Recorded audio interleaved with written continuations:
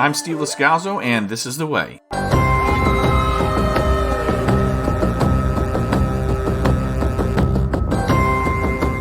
Thank you for listening to the January 2025 This is The Way podcast Star Wars News Update. This is our second news update of the year, and the second podcast episode this month. Our first was the special Star Wars Timeline episode for Star Wars Podcast Day back on February 7th. We hope some of you are checking us out again after being introduced to us from that podcast, and we are glad to have you back if you're a long-time listener too. Since Skeleton Crew came to a close earlier this year in January, we have been waiting for the marketing shift to Andor's second season that's coming in April, and Lucasfilm and Disney have done it. Let's go! It is time for me to report Star Wars news released since our last news update podcast. Andor's second season trailer is now available through Star Wars social media channels. It's got I think it's Steve Earle. There's a song by Steve Earle called The Revolution Starts Now, and that plays underneath the trailer, which is a little weird, but not unheard of for a Star Wars show. Of course, Skeleton Crew had a pop song that played under the trailer, and it didn't figure into the show at all. So the theme of the song, The Revolution Starts Now, fits.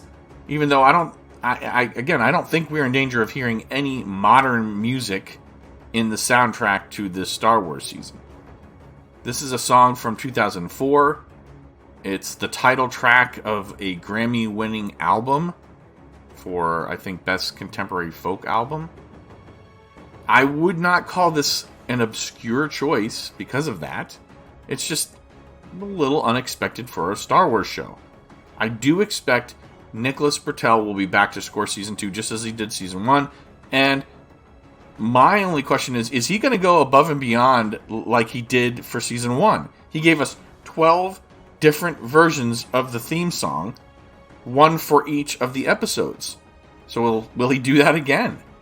I mean, if you listen to our podcasts about the show when it was released, and news updates prior to the release of the first season of Andor, you will hear that Nicholas Britell took it upon himself to do that extra work.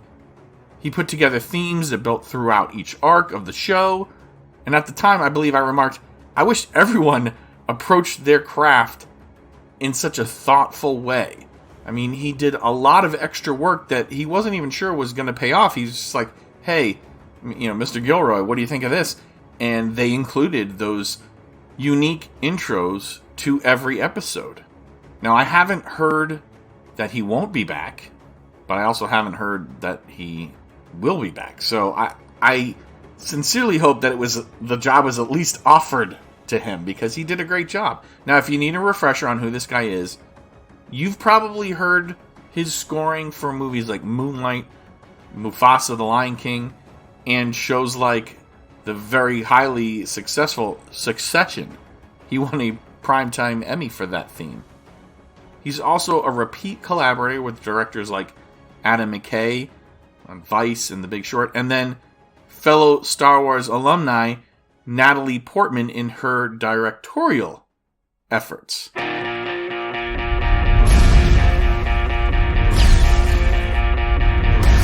We're no war. Alright, let's talk about the trailer itself. There were some very intriguing shots, and a lot of shooting of blasters. It appears that maybe Lothal is in the show. I mean, there was a planet with a lot of wheat or grasses, and then maybe Chandrilla is here. I'm not sure. It looks like there was a wedding ceremony or a dance kind of theme that was happening, and I think Mon Mothma was there. So it could be back on Coruscant, of course. And I think we're going to visit Coruscant again anyway, because Luthen Rael's shop is there, and Clea Marquis is in there. She appears, I think, in the trailer, and so does Saw Gerrera, Orson Krennic, K2SO, Dedra, Cyril, and there may be some really great characters from animation that get a live-action introduction from things like the Clone Wars or Rebels. I thought we might be seeing some stormtroopers without helmets. Like, we actually see it looked like they were wearing stormtrooper armor, but not the helmets. There was a shot of some guys walking down a hall with blasters. There was prototype TIE fighters. We could see characters like Thrawn. There was an arc in Rebels, I think, where he was developing these TIE fighters, and this is set concurrently with the seasons of Rebels. And so it's a 12 episode, 3 episode arcs. So 4 different arcs, each of those being a year. So the first season of Andor was 5 years before A New Hope and Rogue One. And so the first 3 episodes of season 2 are going to be from, 4 years before A New Hope. And then the next 3 episodes will be 3 years out. And then the next 3 episodes will be 2 years out. And then the final 3 episodes will be the last year leading up into Rogue One. I knew it. I love the concept. I trust Tony Gilroy to do great things. I mean, things will speed up, I think, during the season leading up to those first moments of Rogue One, because I think we're going to end with Cassian Andor going off to meet his contact on the Ring of Kafrene. Now, trailers are promotions by design, but I did think it was odd that the marketing included a very self-promoting quote on the screen about how the first season was hailed by critics everywhere. I mean, it was, don't get me wrong, but I don't know if the viewership suffered because of other factors. I don't think people were staying away from this because they didn't want to watch Star Wars. I just think they didn't really know what it was going to be about, what the tone of the show was, how involved it was going to be with the backstories. I mean, I think people were skeptical about the first season, but I think in season 2, you don't need the backstory for all the new characters that you didn't see in Rogue One. I think it's going to be more about the actual buildup of the rebellion leading into Rogue One, and it's going to feel like Star Wars. If the first season is any indication, it's going to be well written, well produced. The acting's going to be great. Great cinematography. I think the show is going to be fantastic. I'm excited for it. And I know that there'll be more shorter trailers or teasers leading up to the April release. And there are rumors that they could be dropped in 3 episode blocks. I don't know if that's a weekly thing, but April 22nd, at least the first episode is going to air. Disney usually puts out 1 or 2 episodes, so maybe they do drop a whole block at the same time, a whole arc, episodes 1, 2, and 3, and then next week, episodes 4, 5, and 6. I think they should spread it out, though. I don't trust that information. I know it's been spread out around a lot of Star Wars media outlets, but I haven't heard an official announcement yet on how the episodes are going to drop. I do think that people like the Netflix model more and more. A lot of my friends do. But I like the weekly single episode drops. I think it builds more excitement. But we'll have to wait and see. And maybe in March we'll have more information. We shall see. There is some good Star Wars movie news to share this month. Believe it or not, it's been 20 years since the last part of the prequel trilogy was in theaters. 20 years since Revenge of the Sith. To celebrate, Lucasfilm and Disney are going to have a special 1-week re-release run in theaters this April. That's still more than a month away. There's plenty of time for you to figure out if you want to spend money on a movie you probably already own or you can watch on Disney Plus. But maybe, just maybe, your only Star Wars experience has been with the sequel trilogy in theaters. If that's the case, I do recommend checking out what I think might be the best of the prequels. I know, some people prefer The Phantom Menace, and you'll be hard-pressed to find someone who says their favorite prequel movie was Attack of the Clones, but I don't think it was bad. The 1-week special run of Episode 3 is supposed to start Friday, April 25th, and then run until at least May 1st, 2025. Are we reporting this? Moving on to Star Wars gaming news. Now, if you download the Epic Games Store app on Android, That's worldwide. Or on iPhones or iPads if you're in the European Union, you can get Star Wars Knights of the Old Republic and Knights of the Old Republic 2 for free. That's right. You have to get the Epic Games Store app, though. Not just through Epic Games in the United States. There's an Epic Games PC app. You can't get the games free through there. This offer is only available for Android worldwide mobile games or iPhones and iPads, iTunes Store through the Epic Games Store until March 20th, 2025. So you got to hurry up and find a way to download the Epic Games Store app. Sometimes on Android, you have to download what's called an APK file. And you have to enable, it'll say, are you sure you want to install this? Because you're not getting it through the Android store. You can't get the game free that way. You have to have the Epic Game Store app. You'll have to do a little research. I'm not going to walk you through it here. And again, if you're in Russia or Belarus, sorry, the offer does not apply. And you only have until March 20th, 2025, March 20th of this year to get those games for free. So check it out. See if you have an old Android phone or a tablet that runs Android, you can probably get the games for free. And maybe in the future, there's a way to link accounts and then you can get that game for free on another platform. But you have to have the Epic Games Store app, Android worldwide, or if you're in the European Union, you can get it through iPhones and iPads. This is but a taste of the dark side. We're almost done because we're talking about collecting right now. And I didn't see anything coming from Hasbro this month. It is a short month, but I decided let's check out the Sideshow brand because I haven't checked there in a long, long time. Now, if you're not aware, this is the site that charges insane prices for collectibles. But I have to admit, some of them are cool and unique. Let me start with some of the items that are in their sold out or gone category, like last chance to get them. There's a Darksaber prop replica with display, but no blade, for $605. I told you, these are expensive prices. There's a Boba Fett quarter scale figure for $520.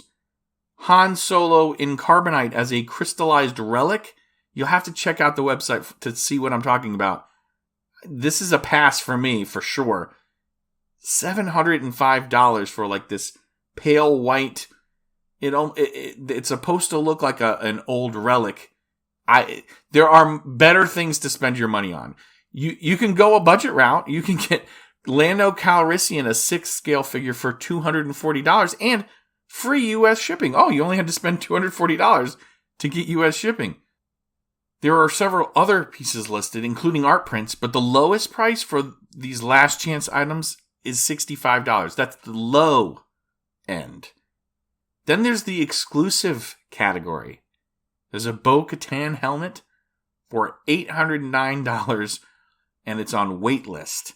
There's an Armorer 6th scale figure for $200. There's 2 versions of a Darth Vader Mythos figure, they're calling it. He's standing on a jet engine or a spaceship engine.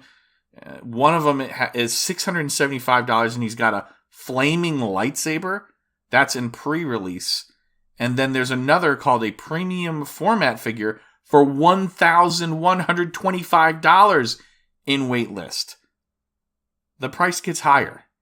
There are a lot of figures still listed on the exclusive page, even though they're already sold out, which I find a little bit insulting because it tells me they're not updating their pages that often, and it's like, hey, look what you can't have. There are over 1,100 listings in their Star Wars brand page, and it spans a wide range of collectibles. There are many in pre-release. Figures like Darth Malgus. I think that's from the Star Wars The Old Republic game. Empire Strikes Back Chewie with a disassembled C-3PO on his back.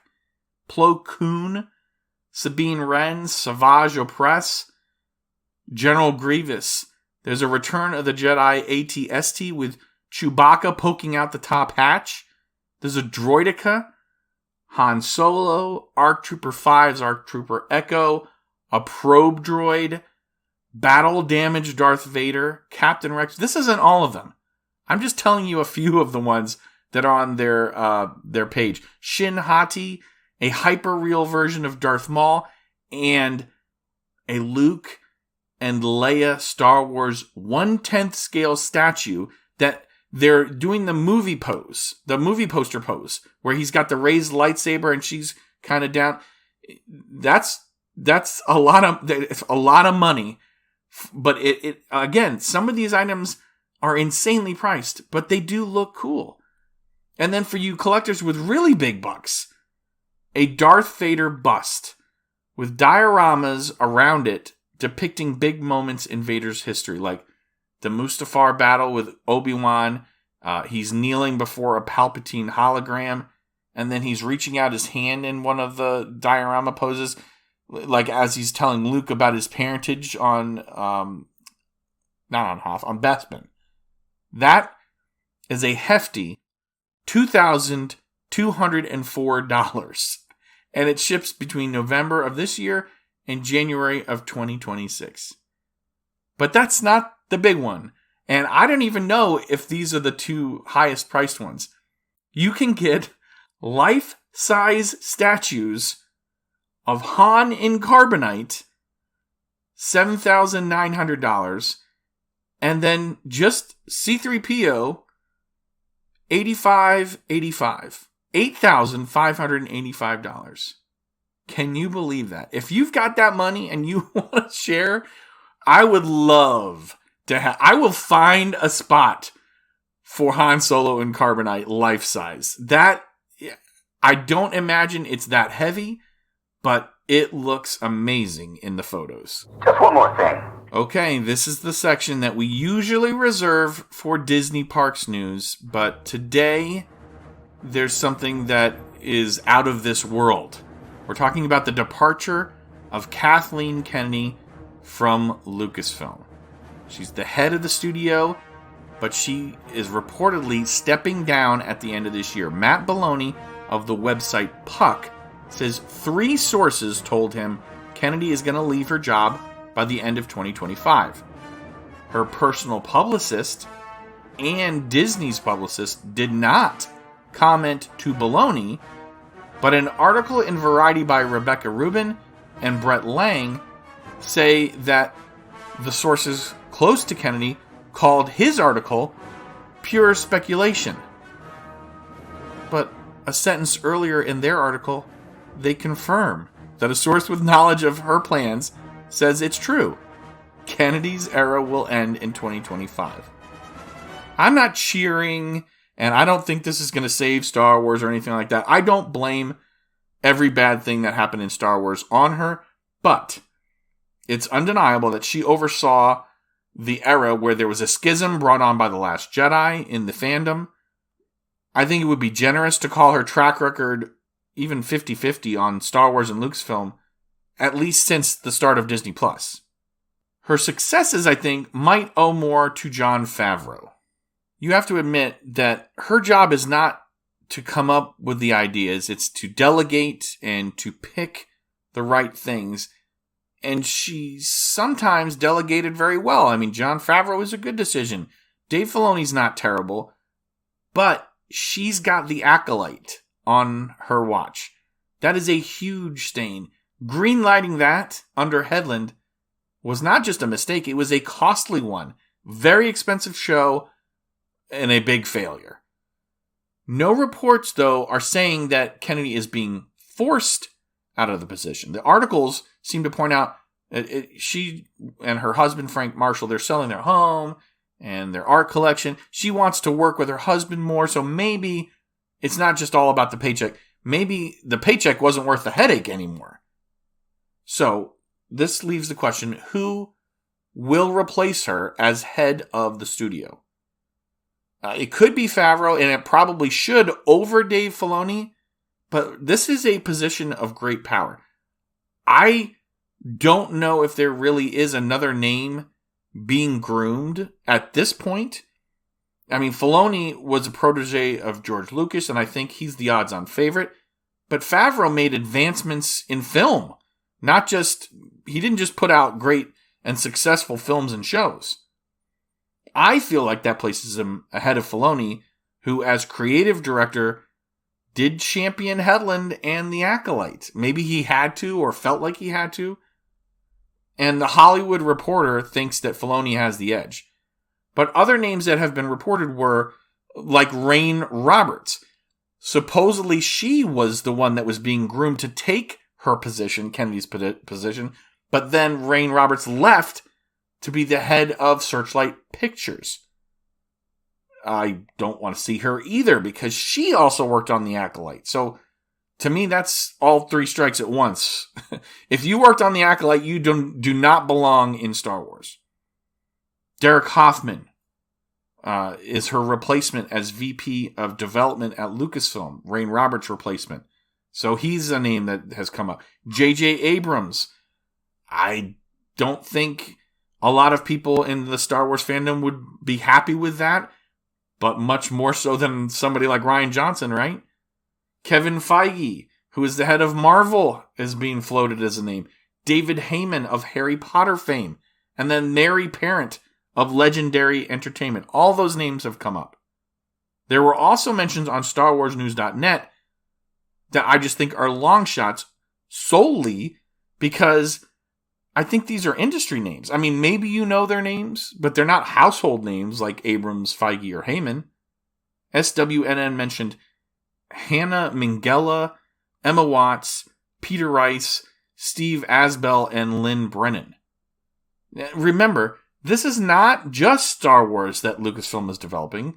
Kennedy also had Indiana Jones and the Dial of Destiny released on her watch. Whether or not you like that movie, it wasn't successful. So as the Variety article points out, it made less than $400 million globally against a nearly $300 million budget. Those are the kinds of things that get attached to people who run studios. Even if they don't make all the little tiny decisions that are day to day, the results are what they're looking for. There have been a number of films that have been announced by Lucasfilm, and that doesn't really necessarily cost you too much money unless it's pre-development, but those got swept under the rug or they stalled. So whoever takes over this job, maybe start with a mantra of more results and less announcements. I think we can let him off with the warning this time. Short episode for February. Less than 28 minutes for 28 days. Now, if you think I missed something or you disagree with me, send an email to thisisthewaypodcast@gmail.com. If you're looking for our links, we do have a Linktree link page, but it doesn't always work. So I may have to stop using it. But it's linktr.ee/, and this is the important thing to remember. This is the way pod. @This is the way pod is usually our handle for things like Instagram, Facebook, and X. So if the Linktree site isn't working, then @This is the way pod is the best way to interact with us. Or you can check out our YouTube page. Thank you so much for joining me for This is the Way Podcast's February 2025 news update episode. I am your host, Steve Lascalzo, and may the Force be with you always.